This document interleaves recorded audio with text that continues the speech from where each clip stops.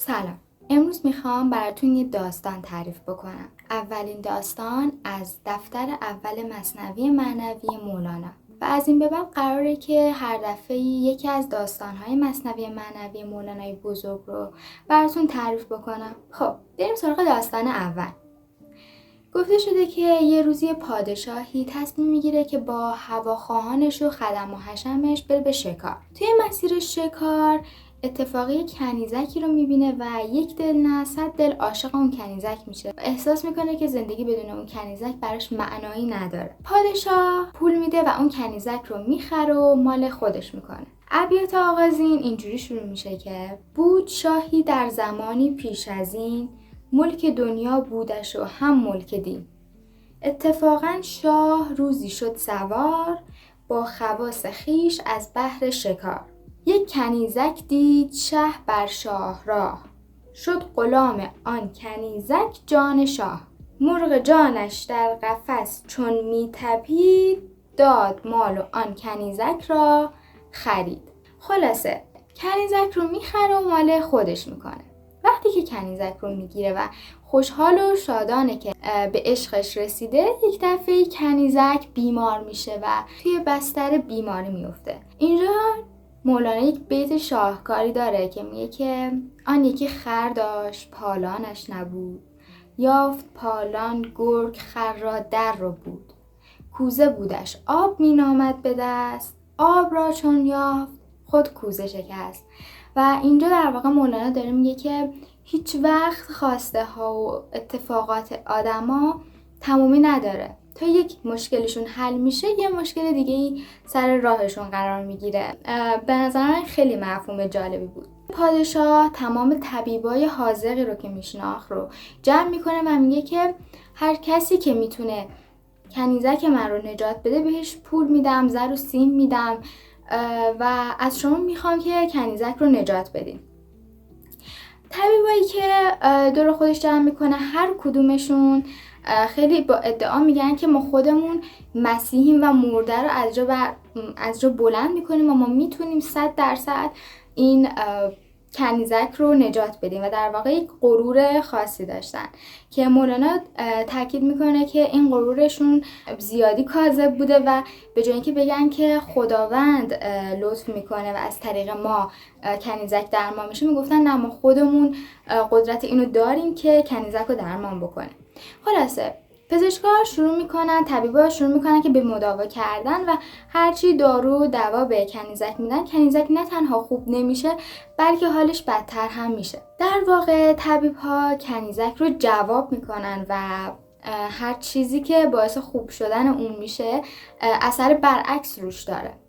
خلاصه پادشاه از غصه و ناراحتی پناه میبره به مسجد و شروع میکنه به زاری کردن و گریه کردن و دعا کردن به درگاه خدا که خدایا کمک کن که این کنیزک درمان بشه.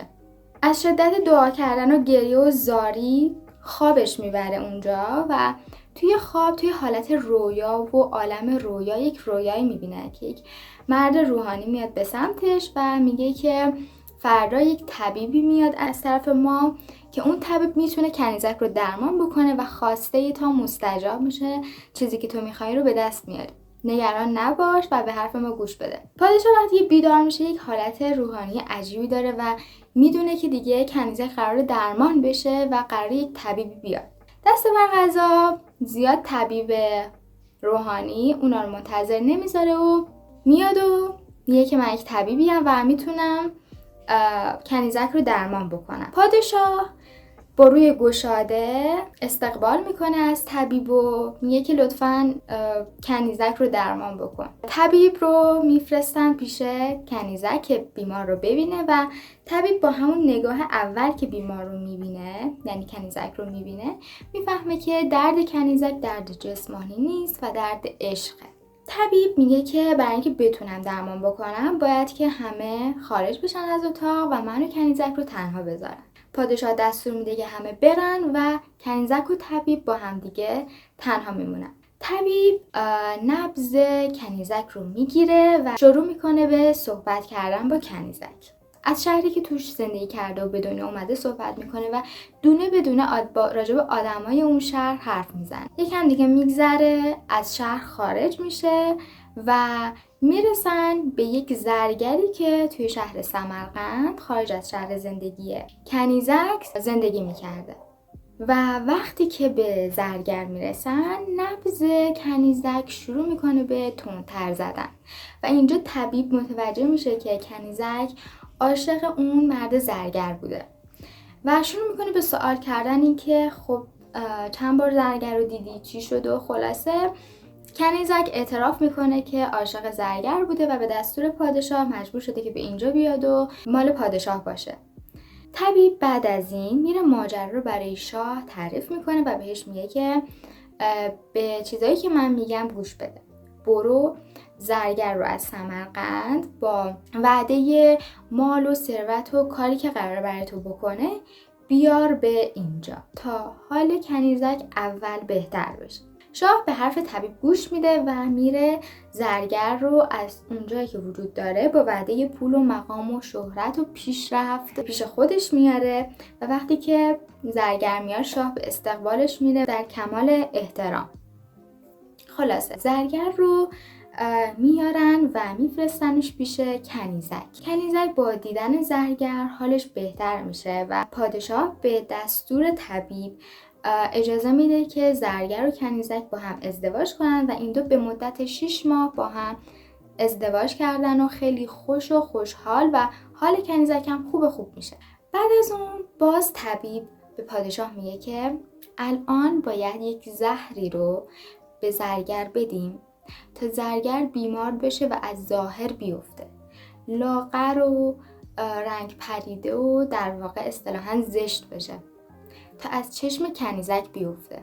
شاید باورتون نشه ولی وقتی که زهر رو به زرگر میدن و زرگر از ظاهر میفته و پژمرده میشه، دیگه از چشم کنیزک میفته و کنیزک عشقش رو از دست میده به خاطر ظاهری که تغییر کرده. که اینجا مولانا یک ابیات داره که بازم شاهکاره که میگه عشق‌هایی کز پی رنگی بود، عشق نبود عاقبت ننگی بود. و خیلی جالبه که دقیقا همینه، عشقایی که فقط از روی ظاهره عشق نیست بلکه یک ننگی بیش نیست. خلاصه این زهر رو به زرگر میدن و زرگر پژمرده و زشت میشه و میمیره و کنیزک حالش خوبه، دیگه زرگری وجود نداره و داستان تموم میشه. حالا اگر که بخوایم راجع به مفهوم و معنای داستان صحبت بکنیم، اینکه خیلی زیاد تفسیرهای متفاوتی راجبش گفته شده. یکی از این تفاسیری که در رابطه با این داستان گفته شده رمزنگاری طوره. مثلا پادشاه رمز روح انسانه، طبیبان مغرور رمز عقل جزئی هن، کسایی که به خودشون میبالند الکی فقط مغرورن. کنیزک که رمز نفس حیوانی و غریزی انسانه. زرگر رمز دنیاست و نماد خواسته های دنیویه و طبیب روحانی که عقل کل، در واقع روح یا همون شاه عاشق کنیزک که نفس حیوانی خودشه میشه، ولی کنیزک عاشق زرگره که زرگر همون میل و خواسته های دنیویه. و این رمز روح برای اینکه بتونه خودش رو پاک بکنه نیاز داره که کنیزک خودش رو صاف و صیقلی بکنه و بتونه روش تسلط داشته باشه و اونو مال خودش بکنه. ولی کنیزک از اون طرف عاشق دنیاست. پس بعد چیکار بکنه؟ باید این زرگر یا این خواسته های دنیایی رو از چشمش بندازه و اونو از بین ببره.